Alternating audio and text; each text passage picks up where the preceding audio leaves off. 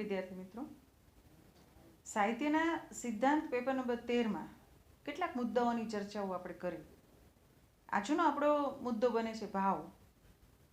તો માનવીય જીવન પ્રસંગે પ્રસંગે વિવિધ લાગણીઓ અને મનોભાવનો અનુભવ કરતો હોય છે અને સર્જક એનું નિરૂપણ પોતાની કૃતિઓમાં કરે છે. હવે પાત્રોના ભાવોને પ્રેક્ષક અને ભાવક પોતાના અંતઃકરણમાં ઝીલે છે અને તેના પરિણામે તે એક પ્રકારની આત્મીયતા અને આનંદની સ્થિતિ અનુભવે છે. એને માટે સાહિત્ય મીમાંસકો રાષ્ટ્ર શબ્દ પ્રયોજે છે અને એને પરિણામે એક પ્રકારની આનંદની સ્થિતિ અનુભવાય છે અને આપણને ભોજનમાંથી વિવિધ રસો મળે છે, એમ જગતના પદાર્થોમાંથી પણ વિવિધ પ્રકારના આનંદો મળે છે અને એને કારણે બધાથી સાહિત્યનો આ રસ, આ પ્રકાર કંઈક જુદો જ પ્રકારનો છે. જગતનો આનંદ વ્યક્તિગત સુખ દુઃખ ગમા અણગમા સાથે સંકળાયેલો હોય છે, તેથી એ લૌકિક છે. પણ સાહિત્યનો આનંદ તો બ્રહ્માનંદ સહોદર એટલે કે અલૌકિક મનાય છે. કાવ્યનો આનંદ સુખ દુઃખ મિશ્રિત હોવા છતાં પણ સાર્વજનિક બની રહે છે અને એટલા માટે જ કાવ્ય આનંદ ઇન્દ્રિયાતીત હોય છે. પાત્રોના ભાવોને ઝીલવા માટે આમ જોઈએ ને તો સહૃદય ભાવકમાં પણ એક તાદાત્મ્ય અને તટસ્થતાના તત્વો હોવા આવશ્યક છે. સૌપ્રથમ ભરતમુનિએ નાટ્યશાસ્ત્રમાં ભાવકના મિજાજને જાણીને નાટકના રસોની ચર્ચા કરી છે અને રસને ભાવ સાથે સંબંધ છે. આ ભાવ એટલે વિશિષ્ટ પ્રકારની માનસિક અવસ્થા. મનની અવસ્થાઓ તો અનંત છે. સુખ દુઃખ, પ્રીતિ વેર, શોક દ્વેષ, ઉત્સાહ વગેરે માનસિક અવસ્થાઓ છે જેને વૃત્તિઓ પણ કહી શકાય. ડૉક્ટર નગેન્દ્ર વ્યાસ તો એવું કહે છે કે માનવ હૃદયમાં જન્મથી અમુક વિશિષ્ટ ભાવો સુષુપ્ત દશામાં હોય છે અને તેને સ્થાયી ભાવ કહેવામાં આવે છે. આ સ્થાયી ભાવોનો લોપ કદી થતો નથી અને દુનિયામાં જ્યાં સુધી સત અને અસતના દ્વંદ્વો ચાલે છે અને ચાલશે ત્યાં સુધી તેનો નાશ શક્ય નથી. ભાવ રસમાં પરિણમે છે કે નહીં તેમાં કવિ કર્મની કુશળતા રહેલી છે. એટલે જુગુપ્સા થાય, આપણે મોઢું ફેરવી લે, રતિ અનુભવાય છતાં પણ શરમ ન અનુભવાય, શોક થાય છતાંય તો કે આઘાત ન લાગે, એવી જન્મવતી જે ભાવના છે એ ભાવનાને રસનું રહસ્ય કહે છે. ભરત નાટ્યશાસ્ત્ર પ્રમાણે રસના મુખ્ય 8 પ્રકારો છે: શૃંગાર, હાસ્ય, કરુણ, રૌદ્ર, વીર, શાંત, બીભત્સ, ભયાનક, અદ્ભુત. આ પ્રત્યેક રસને પોતાનો સ્થાયી ભાવ છે. જેમ કે શૃંગાર રસ છે એને રતિ સ્થાયી ભાવ, હાસ્ય છે તો એનો હાસ, કરુણ છે તો શોક, રૌદ્ર છે તો ક્રોધ, વીર હોય તો ઉત્સાહ, બીભત્સ હોય તો જુગુપ્સા, ભયાનક હોય તો ભય અને અદ્ભુત હોય તો વિસ્મય. આ સિવાય 9મા રસ તરીકે શાંત રસની ગણના થયેલી છે. એના સ્થાયી ભાવો સમ એટલે કે નિર્વેદ એટલે કે વૈરાગ્ય છે. કેટલાક વિવેચકોએ તો ભક્તિ ભાવને પણ રસની કોટીએ સ્થાન આપ્યું છે અને વાત્સલ્ય રસ છે એ ભક્તિ રસ છે એવું એક નામ આપ્યું છે.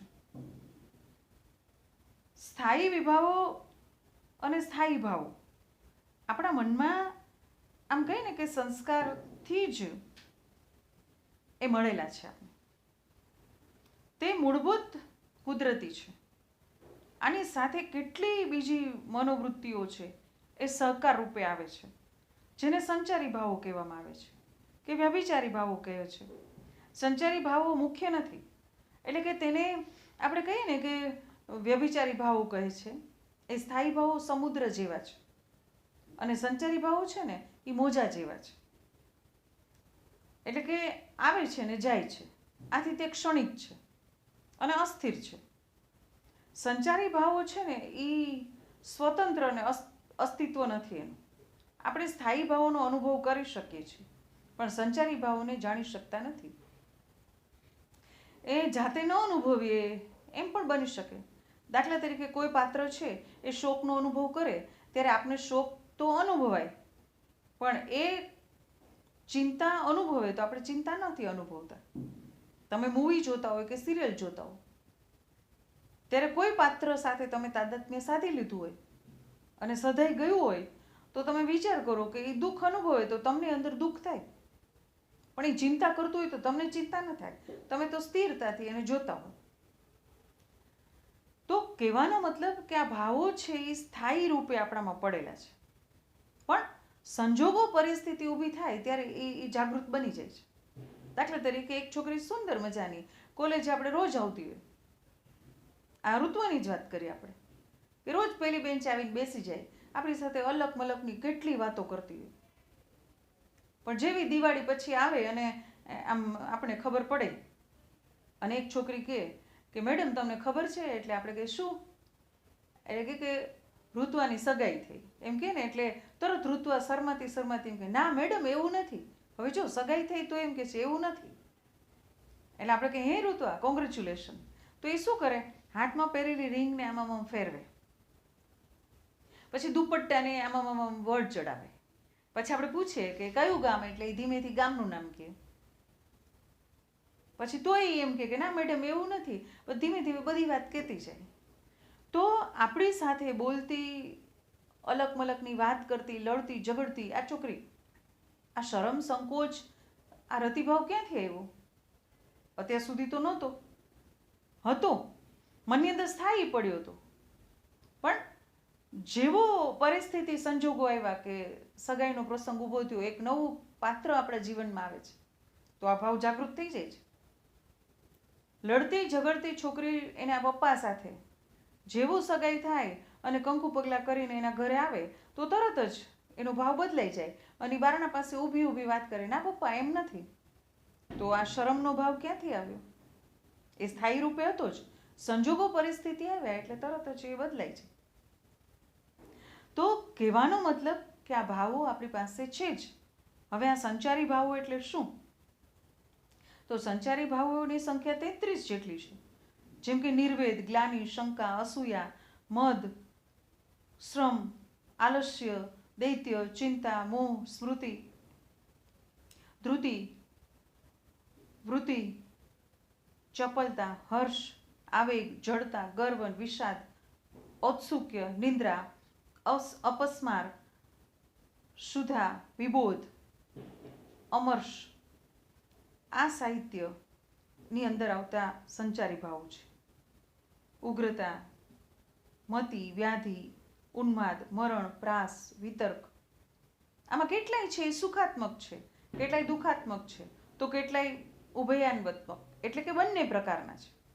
કેટલાક ઉદાસીનતા આપે છે. તો આ 33 પ્રકારના સંચારી ભાવો છે. તો સંચારી ભાવો પછી વિભાવો છે. તો આ વિભાવ એટલે શું? તો કે નિમિત્ત અને કારણો, જે નિમિત્ત રૂપ બને અને કારણો આપે. લોક વ્યવહારમાં જેને આપણે એ કારણો કહીએ છીએ તે કાવ્યને, નાટકની અંદર એ વિભાવ તરીકે ઓળખાય છે. આપણા ચિત્તની અંદર સ્થાયી ભાવો મૂળ સંસ્કાર રૂપે પડેલા છે. જાગૃતિ માટે નિમિત્ત કારણ જોઈએ. મેં હમણાં જ ઉદાહરણ આપ્યું હતું ને કે નિમિત્ત બન્યું એટલે શરમ સંકોચ ઊભા થયા. આ નિમિત્ત રૂપ કારણો તે જ વિભાવો છે. વિભાવને સમજવા ભરત કહે છે કે વિભાવ એટલે શું? તો કે વિશેષ રૂપે જાણવું. દાખલા તરીકે રતિભાવ માટે રામ અને સીતા હોય, કૃષ્ણ અને રાધા હોય, દુષ્યંત અને શકુંતલા હોય. મતલબ કે કોઈ સ્ત્રી પુરુષ પાત્ર દ્વારા. પછી હાસ્ય માટે વિદૂષક હોય, રંગલો હોય, એવું કોઈ પાત્ર હોય તો હાસ્યજનક પરિસ્થિતિ ઊભી થાય. શોક માટે આપણે કોઈ પ્રિય પાત્રનો વિરહ હોય, કોઈ ઈષ્ટ વસ્તુનો નાશ હોય, પોતાને પ્રતિકૂળ કે વિરોધી કોઈ વસ્તુઓ બને, કોઈ વર્ણન બને, કોઈ વર્તન બને, કોઈ વ્યક્તિ બને. ભય માટે, શારીરિક હાનિ માટે, હિંસક પશુઓનો ડર હોય, જુગુપ્સા માટે કમકમા આવે એવા કેટલાક દ્રશ્યો હોય કે ક્રિયાઓ હોય, ઉત્સાહ માટે સમર્થ વ્યક્તિઓની અસાધારણ વીરતા હોય, વિસ્મય માટે કેટલીક ચમત્કારિક બનાવની ઘટના હોય, તો આ બધું જ આવશ્યક છે વિભાવ માટે. વિભાવ બે પ્રકારના છે, આલંબન વિભાવ અને ઉદ્દીપન વિભાવ. દાખલા તરીકે રતિભાવ માટે કોઈ સુંદર સ્ત્રી અને પુરુષ હોય. ઉદ્દીપન વિભાવ માટે એટલે કે જાગૃત થયેલા ભાવને ઉત્તેજિત કરવા માટે વસ્તુઓ કે સામગ્રી હોઈ શકે. પ્રેમીઓ માટે સુંદર શરીર, સુંદર વસ્ત્રો, ચંદ્ર, બગીચો, કોયલ, એકાંતનું સંગીત, વસંત ઋતુ, આ બધું જ છે એ ઉદ્દીપન જગાવે છે. હવે વાત આવે અનુભાવની, એટલે ભાવ, સંચારી ભાવ, વિભાવ ને અનુભાવ. તો અનુભાવ એટલે શું? તો કે ભાવની પાછળ જન્મે એ અનુભાવ, અને તે બે પાત્રોની ચેષ્ટા, એના હાવભાવ કે શારીરિક વિકારો દ્વારા પ્રગટ થાય છે. દાખલા તરીકે રતિભાવ જાગતા જ આપણે શું થાય? તો કે કોઈ સ્ત્રી છે, એ સ્ત્રીના શરીરમાં દ્વેષ, એમ કે કંપ આવે, લજ્જા થાય, સ્નિગ્ધતા આવે, વાણી છે એ થોડીક એની કંપનવાળી બને, નેત્ર કટાક્ષ આવે. તો આ વિકારો જન્મે તો એ અનુભાવ છે. તો અનુભાવ બે પ્રકારના છે, બાહ્ય અને આંતરિક.